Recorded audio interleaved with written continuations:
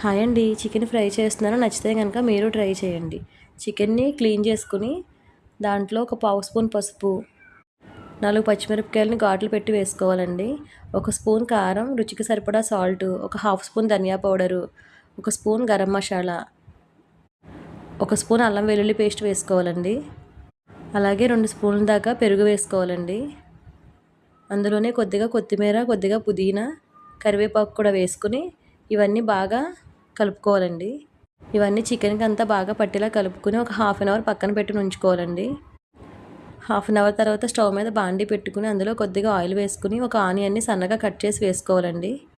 Onion వేగిన తర్వాత మనం ముందుగానే మిక్స్ చేసుకున్నటువంటి చికెన్ కూడా వేసి ఫ్రై చేసుకోవాలండి. చికెన్లోని వాటర్ అంతా ఇంకే వరకు మనం చికెన్ని తిప్పుకుంటూ ఫ్రై చేసుకోవాలండి. మంటను మీడియం ఫ్లేమ్లో పెట్టి మూత పెట్టి కుక్ చేసుకోవాలండి. ఒక 10 to 15 మినిట్స్ కల్లా చికెన్ అంతా కూడా కుక్ అవుతుందండి. వాటర్ అంతా ఎగిరిన తర్వాత మనం చికెన్ డ్రైగా ఉన్నప్పుడు దించుకుని సర్వ్ చేసుకోవడమేనండి. ఒకసారి నచ్చితే కనుక మీరు ట్రై చేయండి. చాలా టేస్టీగా ఉంటుందండి. అలాగే సబ్స్క్రైబ్ చేసుకోండి. Thank you.